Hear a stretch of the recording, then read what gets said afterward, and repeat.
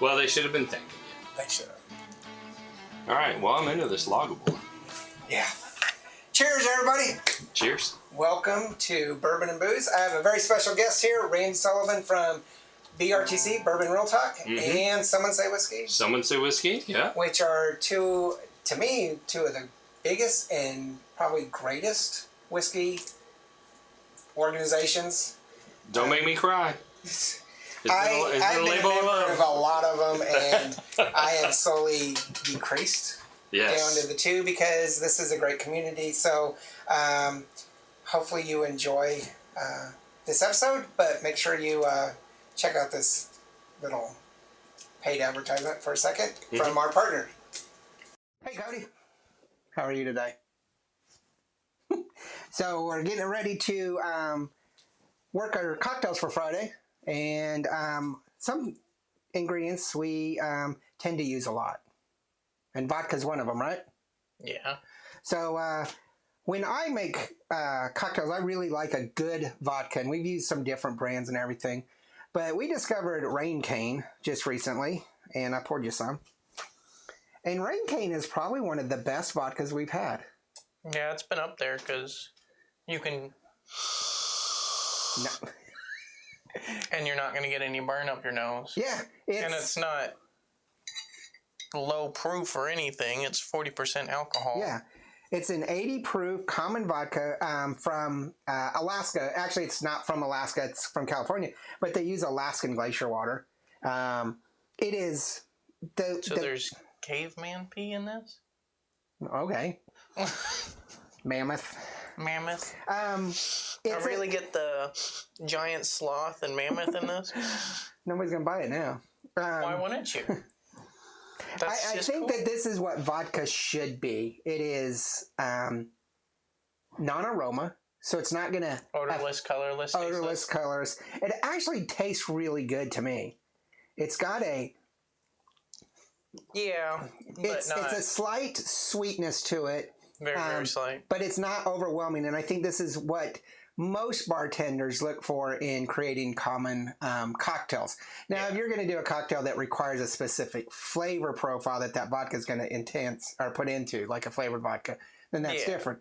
But if you're wanting to make, say, a drink that also is alcoholic, but you don't want the alcohol to change the color, or change the flavor with something weird and bitter, you use vodka because it's supposed to be that way. It's supposed to be. And we've had people argue with us that no, vodka's supposed to taste like something. No, it's supposed to be odorless and tasteless.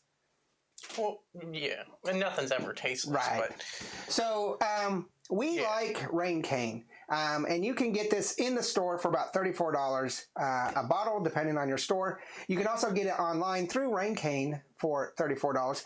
But what I really like about Rain Cane is that you can order it online, and the more bottles you buy, the cheaper it is. And you can get on a subscription. So maybe you want to get a bottle every week or every month or every 6 weeks or whatever.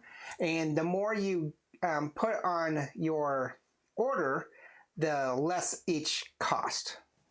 So if you get more than one bottle, so you get 2 bottles, then it's down to $31.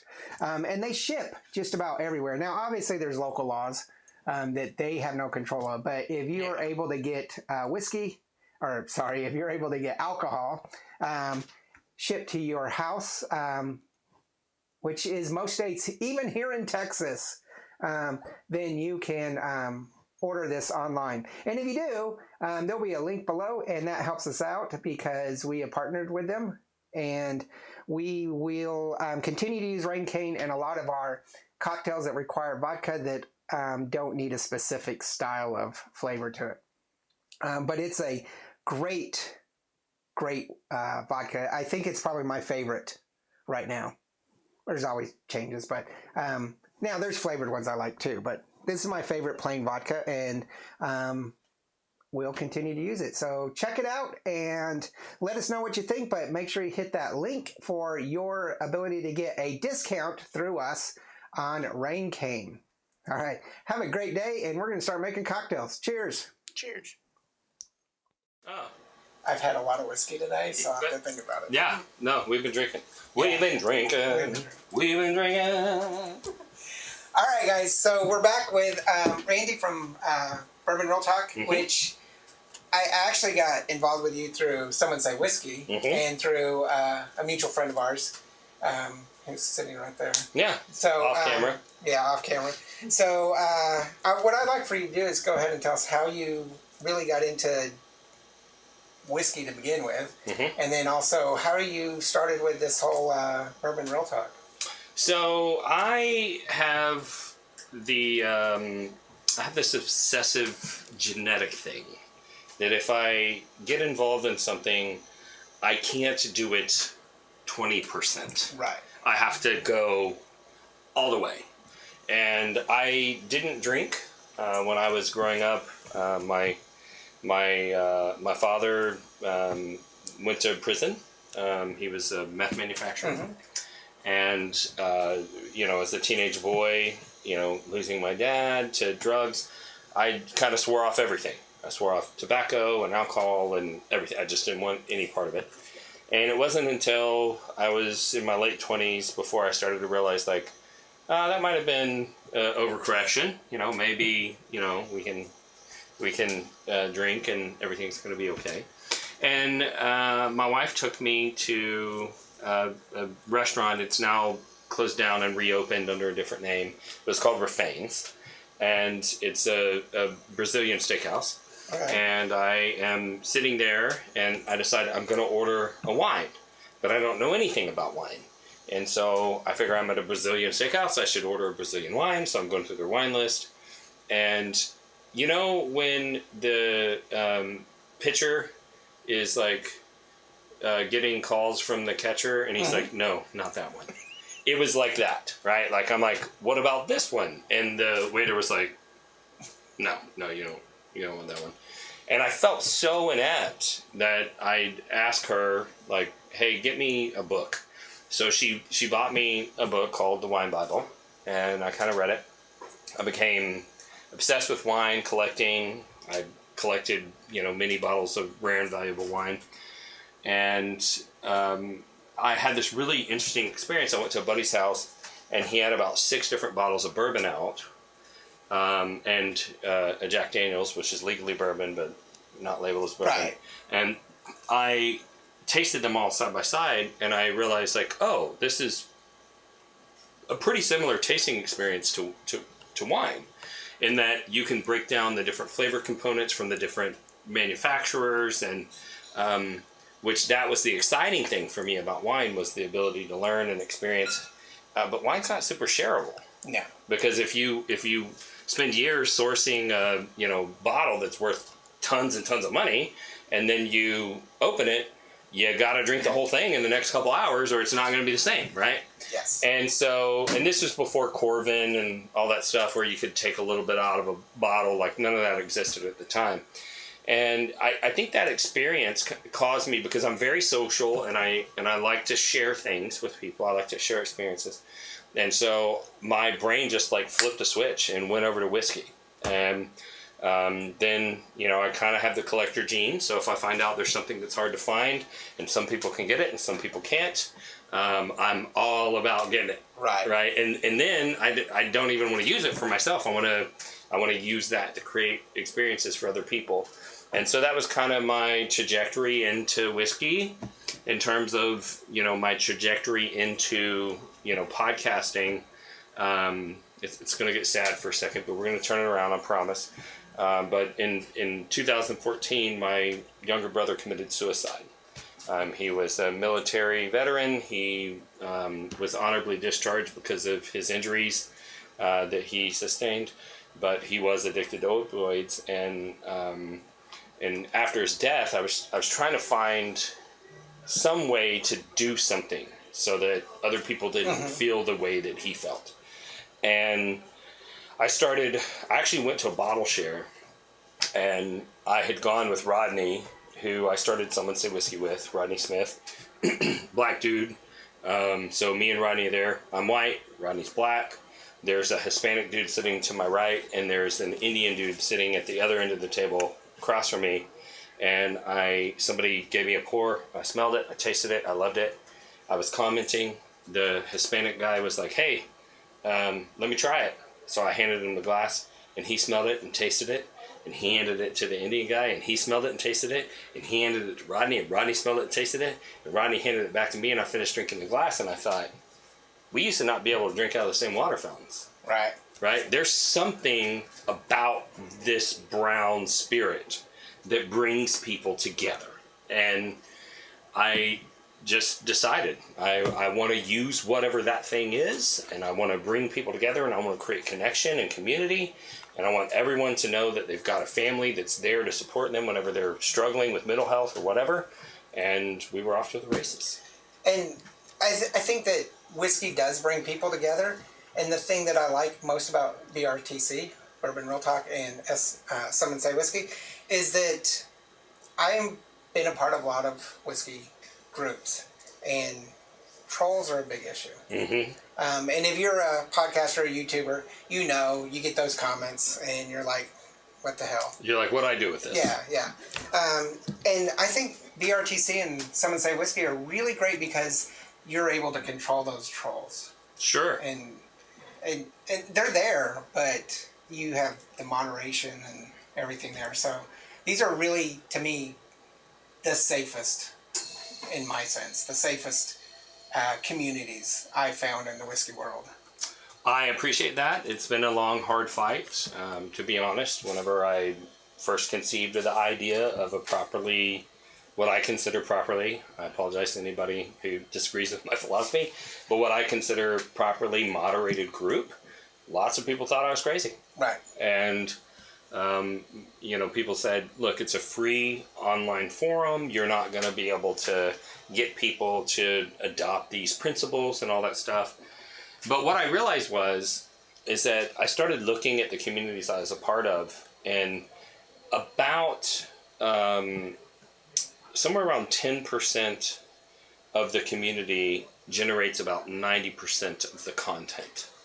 Correct. And then, if you take that 10% of that group creates 90% of that. Mm-hmm. And so, when you really look at it, the overwhelming majority of your content's coming from about 1% of your membership. And I started thinking to myself, if there's a group that has 50,000 people in it, there's really 500 voices that define that culture. Yes. So what about the other 49,500, right? Like, what about those people? And I started to realize these people are marginalized, and no one gives a crap about them from their perspective. No one is creating an environment for them. And I had this Field of Dreams type moment where it's like, well, if I build the space for those people, then they will come, right?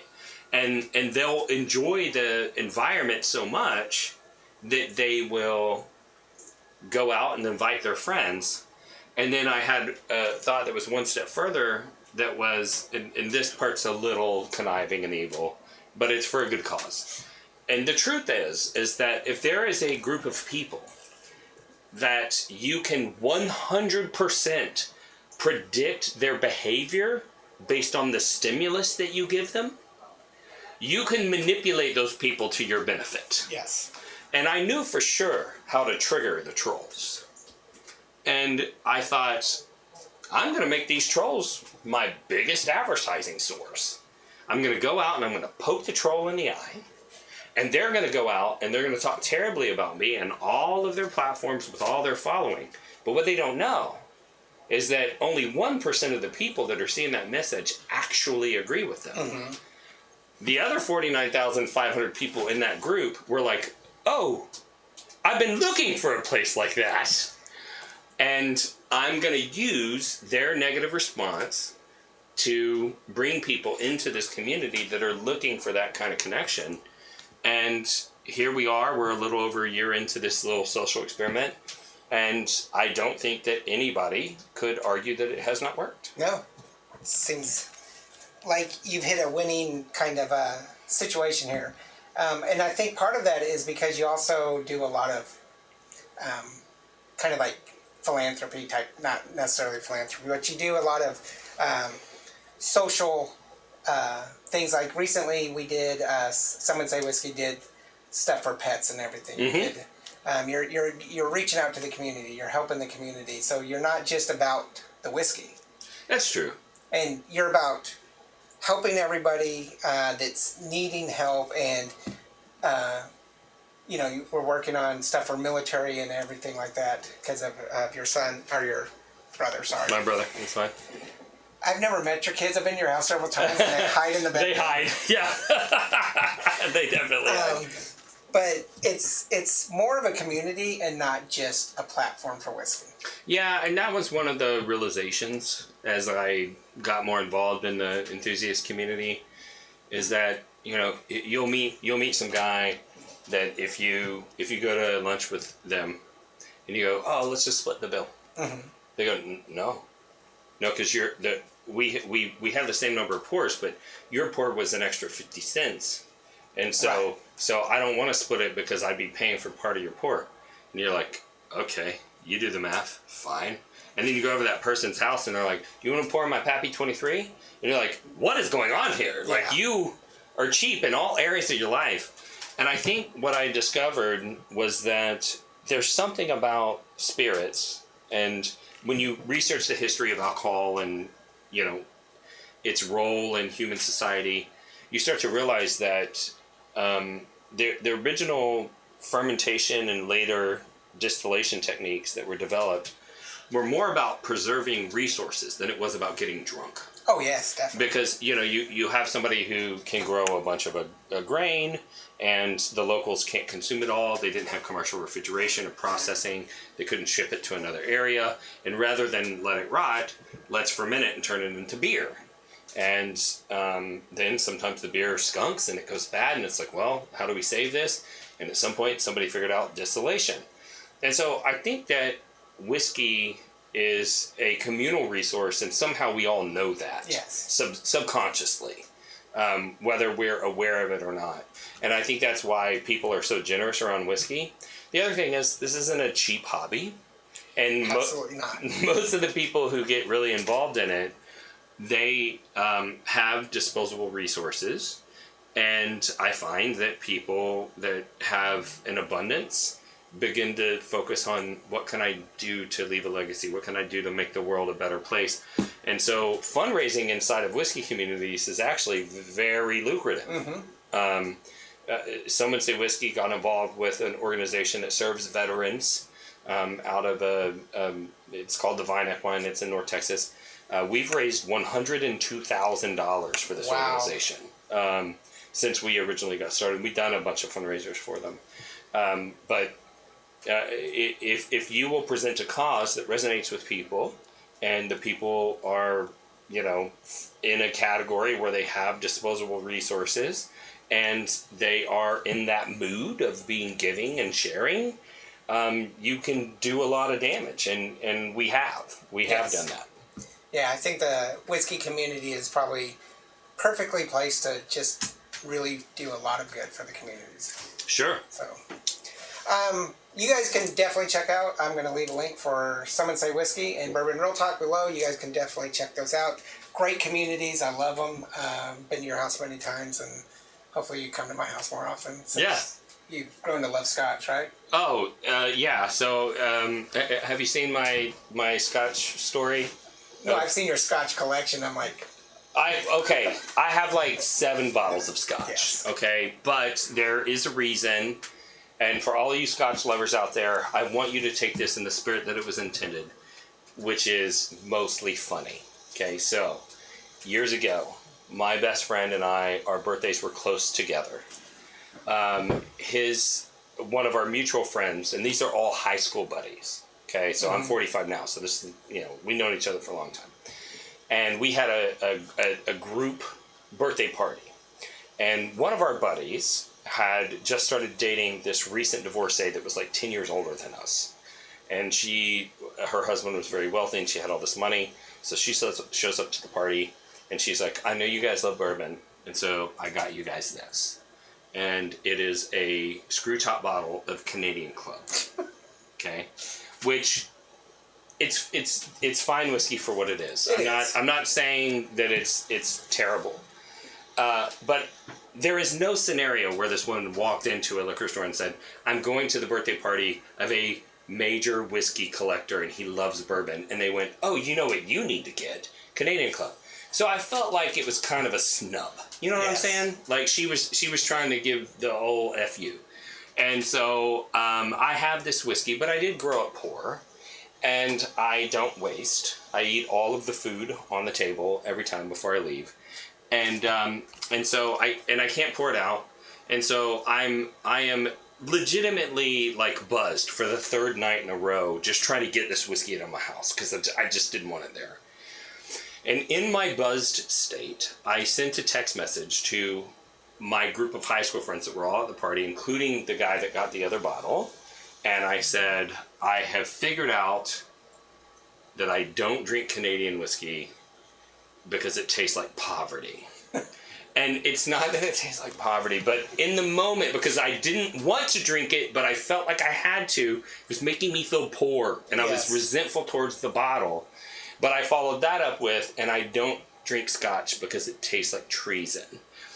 And so the reason why I said that is that if you research the history of whiskey in the United States during World War II, the U.S. government was providing resources for the Allied forces, including the Scotland area in England. And Scotland was, and England was within bombing range of Germany. Correct. And so they were getting the crap bombed out of them, and we were not. So our industry was still functioning, and theirs wasn't. And they needed tax dollars, so they were funneling all of their grains towards the distilleries. While in the United States, the U.S. government had taken over all the distilleries to make resources for the Allied forces. So during that time frame, Scotland took over a lot of market share internationally because they were the only ones still making whiskey during the World War. And in the aftermath of that, they continued that process by advertising that if you drank bourbon, you were a hobo, and if you drank scotch, you were a sophisticated gentleman. So for me, as an American, having just learned that, I felt like it was a more American choice to focus on bourbons and ryes from the U.S., but I am drinking this Lagavulin right now, and it is a beautiful spirit, and I love it, and I respect it for what it is. So that's my story, and I'm sticking to it. I respect that. All right, you guys. So make sure you do check out BRTC and Someone Say Whiskey. Great communities that are not just here in Texas or worldwide. Yes. So Bourbon Real Talk community is it is 18% international, 82% U.S., and 31% Texas. Okay. So we're pretty spread out. Someone Say Whiskey is available to anyone, but it's more of a club, so we do a lot of local events and drops through local liquor stores and all that stuff. So, but we do have a program to make sure that if you're non-local, you have an opportunity to get a bottle of our single barrel releases. So you should probably join both. Yeah, and I'd love it if you check out the channel Bourbon Real Talk on YouTube. Yeah. And I try to release entertaining and informative content there. Yeah, I've been glued to your shorts lately. Yes, new marketing company producing those. Yeah. English not the first language, so some of the first ones, a lot of misspellings. So we're working on that. The captions are funny. Unintentionally. Yeah, they don't know how to spell Blanton's. But we'll figure that part out. That's all right. Yeah, it's gonna be good. It's gonna be great. All right, you guys, so make sure you check them out. Make sure you check out all of our other videos. And like I was in the show, there's no bad whiskey. There's only good whiskey and great whiskey.